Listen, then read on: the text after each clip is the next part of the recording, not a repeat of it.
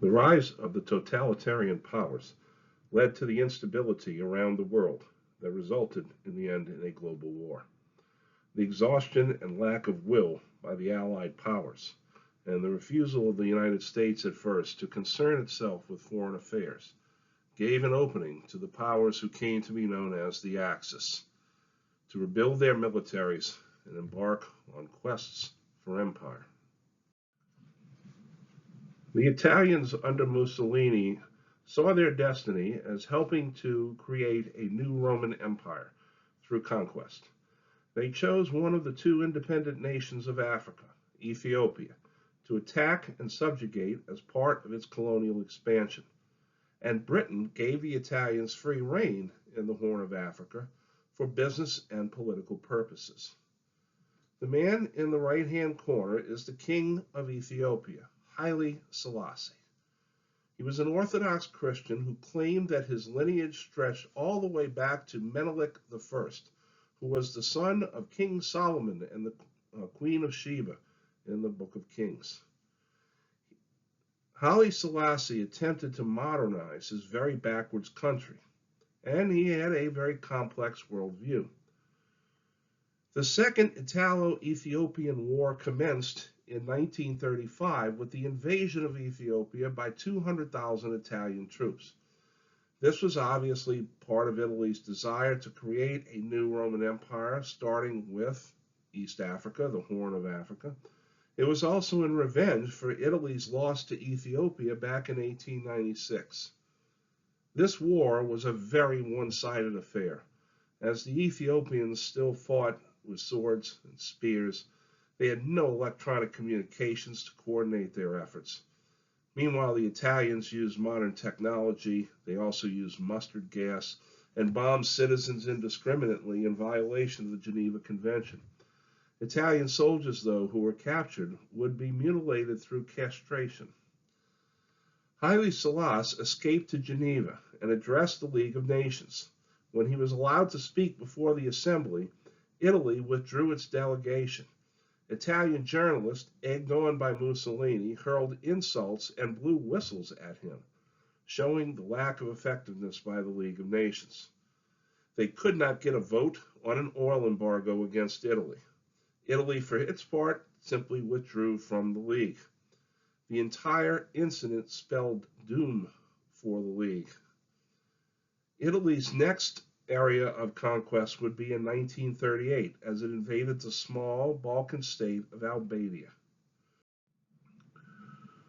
Now, this map here shows the invasion of Ethiopia. The large force of the Italians came from the northern region of Eritrea in the north of Ethiopia, and a few units also came in through Somalia, Italian Somalia. And of course, Somalia has been in the news the last several decades. A very sad and underdeveloped area of the world. Once the Italian journalists had been ushered out of the hall, Haile Selassie made a majestic speech and used for the first time the term the judgment of history. This earned him a place on the cover of Time as Man of the Year. His telegram to the League and his speech before the chamber caused many nations to defer their votes until they could learn more about the situation. In addition, many African American groups in the United States criticized the Roosevelt administration and the U.S. Congress for passing the Neutrality Act in 1935, which banned shipment of arms to both the Italians and the Ethiopians. That heavily favored white Italy over black Ethiopia. The very nature of Nazi militarism and then aggression were in and of themselves gambles, based on whether or not the Allied powers would rise up and enforce the dictates of the Treaty of Versailles. The treaty mandated that Germany remain within fixed borders and have a very limited military designed only to quell internal revolutions. But when the Nazis took over, their goals were very plain and simple. Hitler and his cronies were going to defy Versailles where they thought they could get away with it. They would then recapture German glory, that is, make Germany great again. And they would expand their borders in the interest of Lebensraum, that is living space, which I've gone over already. Hitler makes his first gamble. He's going to rebuild the German military, which was limited by the treaty to 100,000. However, he saw rearmament as a key to economic growth in Germany. And so, in defiance of Versailles, he began to rebuild his army, in secret at first. But then he withdrew Germany from the World Disarmament Conference. He reached out to the Free Corps, those paramilitaries that were still meeting quite regularly in Germany. Hitler then begins rebuilding the German Navy with tacit approval from Britain. Now, many among the Allied powers felt that this was a good thing, to have an economically strong Germany in the center of Europe, and only a few souls on the periphery, warning that this was allowing a series of events to go in motion from which they could not retreat. But no one paid them any attention. Hitler's bigger gamble was when he sent 3,000 troops to occupy the west bank of the Rhine River in Germany. This was called the Rhineland. Once again, the Allied powers, by and large, let it happen, with only those few souls on the periphery warning that this was a Pandora's jar. But no one paid those people any attention. In February of 1938, Hitler then turned on the land of his birth, Austria, and he informed the Austrian Chancellor to turn power over to the Nazi Party in Austria. Faced with an imminent invasion, he did what he was told. The Nazis then turned and invited the German Nazis into Vienna, and on March 13, 1938, once again, in defiance of the Treaty of Versailles, the Nazis came marching across the German-Austrian border and were greeted with wild shouts of acclamation by a people who once had the greatest empire in Europe, who had now been reduced to a second-tier country. This was called the Anschluss, or the joining. It was greeted with mixed reviews among the Allies, but it was allowed in the name of German prosperity and strength. And only one or two souls protested that this would have dire consequences down the line. But no one paid them any attention. The Nazis were welcomed pretty much with open arms into Austria. Now, the question that often arises is, why did the Allies, who had the strength to send Germany back to its Versailles borders, that had the power to defeat Germany at that time, why didn't they take any action? Now, one of the reasons is that many of the leaders opposed the harshness of Versailles. There were people, especially in Britain, who had numerous business interests in Germany. Secondly, many feared communism worse than fascism. In fact, the Anschluss was greeted by the bishops of Austria with such fervor that the Vatican Secretary of State, Eugenio Pacelli, the future Pope Pius XII, had to issue a strong condemnation of the bishops and the Anschluss. Here you see the German troops marching into the Rhineland. Remember that the Rhineland is directly on the region of the Netherlands, Belgium, and France. There's no Rhine River to guard the French. That was the whole purpose of Versailles, was to keep the Germans from doing yet another invasion. Yet, the Allies said, we're not going to do anything about it. And you can see in this map the dark red of Austria, which Hitler has annexed in with the Anschluss. And if you want to know where the Rhineland is, this is along the western border of Germany with the Netherlands, Belgium, Luxembourg, and France. On October the 23rd, 1936, Germany and Italy signed a secret protocol dividing Europe into spheres of influence for both Germany and Italy. Benito Mussolini said that there is now an axis between Rome and Berlin, and the world will spin upon it. This is how they come to be known as the Axis powers. On the very same day of the secret protocol, Germany and Japan signs the Anti-Comintern Pact. That is, they are going to pledge to keep communism from spreading throughout the world. Now, on May 22nd, 1939, Germany and Italy signed what is known as the Pact of Steel. This was an open declaration of continuing trust in each other. Remember, Germany and Italy had been on opposite sides during the First World War. Now they're identifying their interests together. There was also a secret supplementary protocol that encouraged a union of policies concerning the military and the economy. The reaction to this Pact of Steel is that Great Britain and France had no reaction.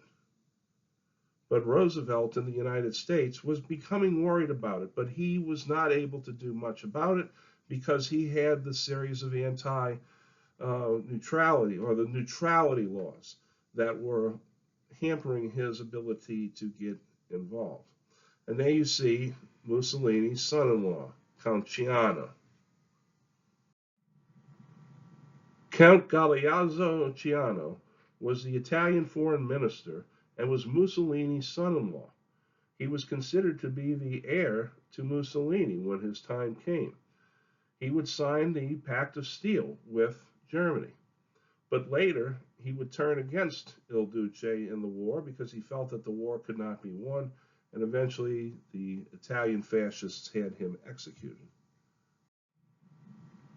Now, this photograph shows Japanese Ambassador Viscount Kintomo Mushakogi signing the Anti-Comintern Pact with Hitler's Foreign Affairs advisor, Joachim von Ribbentrop, and this is on November the 25th, 1936.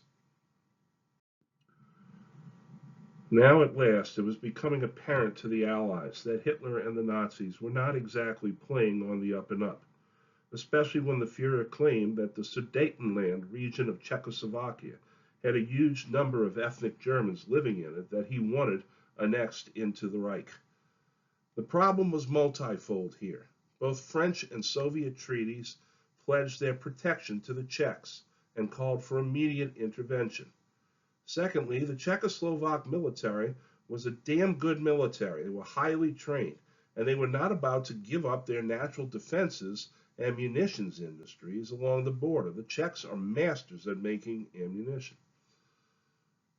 But pressure begins to mount on the Czechs, and war seemed imminent, at which point the leaders of the main European powers, Britain, France, Germany, Italy, and the Soviets, all gathered for a conference in the German city of Munich on September the 29th, 1938. Representing Britain was Neville Chamberlain, the Prime Minister. He was the quintessential refined British diplomat, professionally trained, absolutely an adherent to the rules of negotiations, and totally overmatched by the Nazis. With him along for the ride was French Premier Edouard Daladier, who followed the lead of Chamberlain and the British. The Czechs were not invited to the table to talk about their own country. What resulted became a byword for any political agreement that is made before the threat of force in order to stop a war. It is called appeasement. France and Britain allowed Hitler to annex the Sudetenland. Chamberlain flies back to Britain, holds up a sheet of paper in the cold, wet, windy day and declares, "Peace in our time." Prior to the conference, Winston Churchill had written a letter to David Lloyd George. He wrote, "England has been offered a choice between war and shame. She has chosen shame, and therefore will get war." Hitler then occupied the rest of Czechoslovakia and marched into Prague in 1939. At this point, the Allied powers now drew their line in the sand. They would not allow Germany to go further. But the Germans had ideas of their own as they looked east to Poland. And as if to tip their hand, the unthinkable happened. On August 23, 1939, the Germans revealed that they had signed a Nazi-Soviet non-aggression pact. National Socialism was about as diametrically opposed to Soviet Bolshevism as Lucifer is to St. Michael the Archangel. But in the true spirit of raison d'etat and realpolitik, both nations needed the other to leave them alone for their territorial ambitions. And Poland was caught right in between. Britain and France, now seeing too late that they had been duped, now assured the Poles that they would come to their aid in the case of a Nazi invasion. Now in this map, one can see the map of Czechoslovakia with the mountainous and industrial Sudetenland on the western rim. Hitler's pretext for seizing these lands was the preponderance of German-speaking peoples in that region. And you see there, as the graphic goes over the map, those areas shaded in red are with a preponderance of German-speaking citizens of Czechoslovakia. Here on this map, you're seeing the expansion of the German Reich to the Rhineland, then into Austria, then into the Sudetenland of Czechoslovakia. Eventually, it's going to tackle Poland. Here is a photograph of the signatories of the Munich Agreement, the Agreement of Appeasement. On the left is Neville Chamberlain, who, again, was a professionally trained British diplomat, but Hitler was brash and a bully, and he simply was not up for the challenge, especially being the fact that he was getting up in age. With him and looking absolutely nonplussed about being there is the diminutive Edouard Daladier. In the center, of course, is the Fuhrer.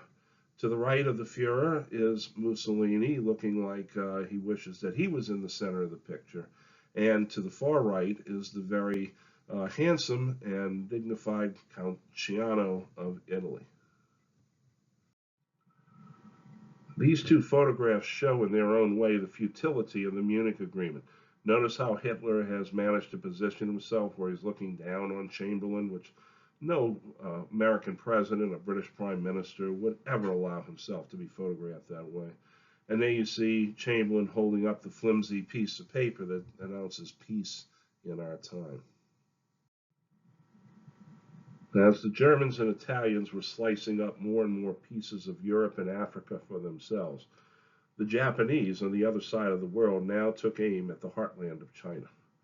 In yet another false flag style of operation, the Japanese demanded the right to cross the Marco Polo Bridge, 15 miles southwest of Beijing, in order to look for a Japanese soldier who had already returned to his barracks. When the Chinese refused to let the Japanese search, both sides went on the alert, and shots were fired on and around the Marco Polo Bridge.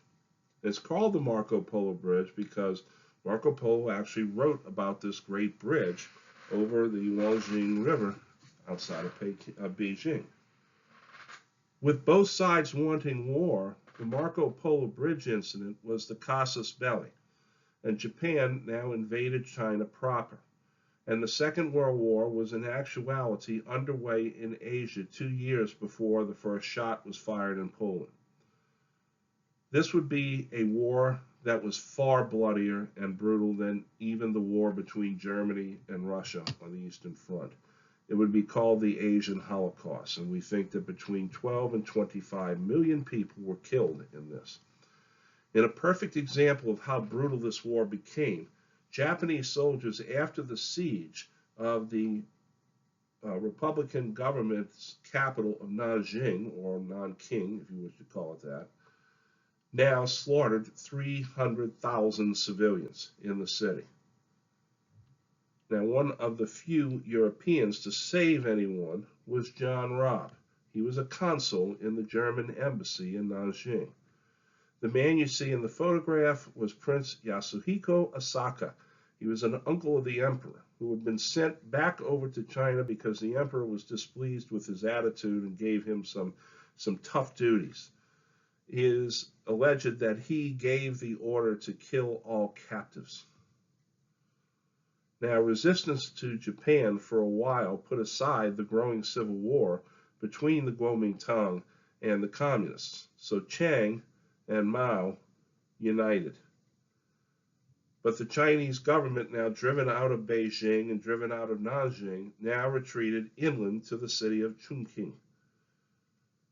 The United States response now was to suspend scrap iron sales to the Japanese.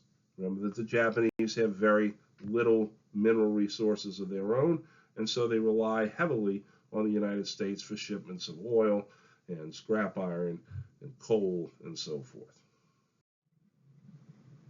The sole survivor of an indiscriminate bombing on a Shanghai train station was this little baby.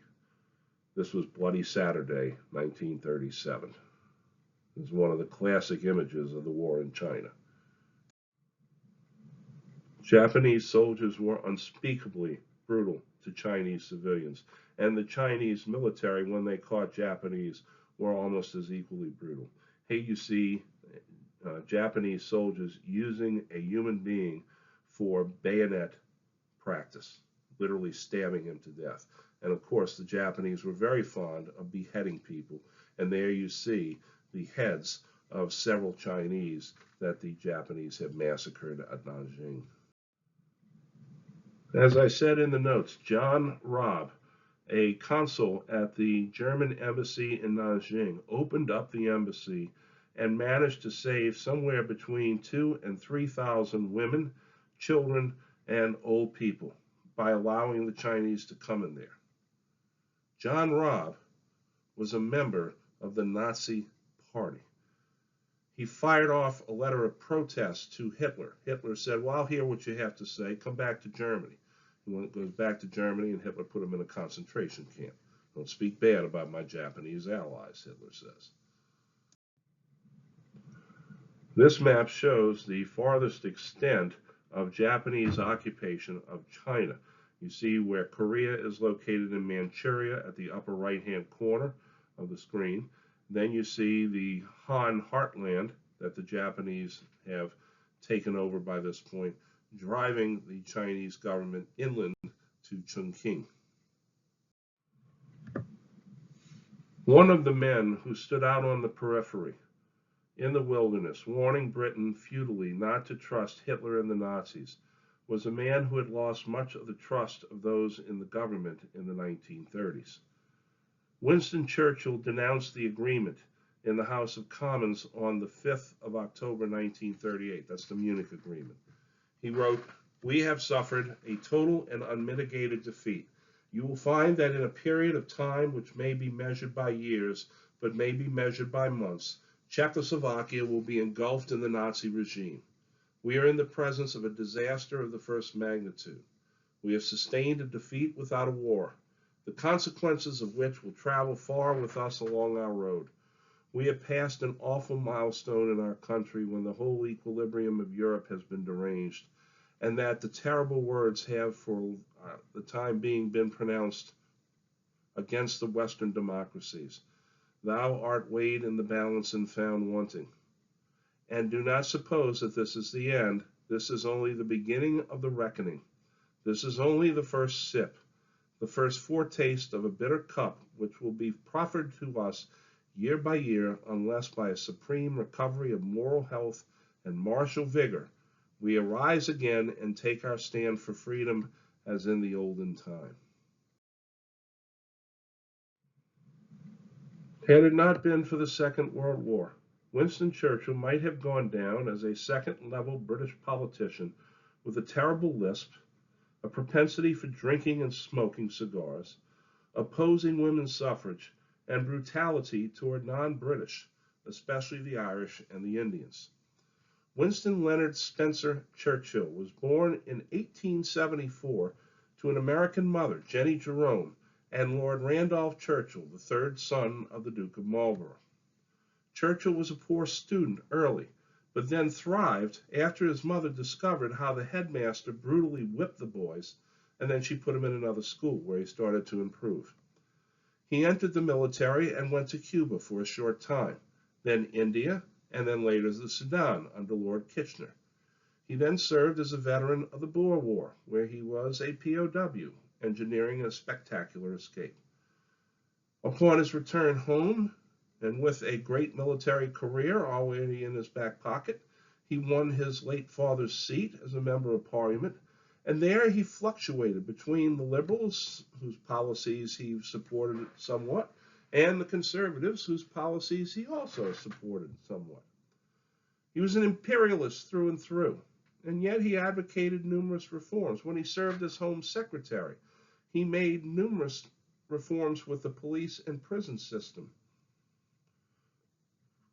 During the First World War, he served as First Lord of the Admiralty. That means he was the head of the Navy. He sponsored the failed Gallipoli campaign, which cost him his job in the cabinet, after which he went and served on the Western Front before being returned to the cabinet under Lloyd George as Minister of Munitions. In the 1920s, he continued after the war to be a staunch imperialist. He helped draft the treaty that created the Irish Free State.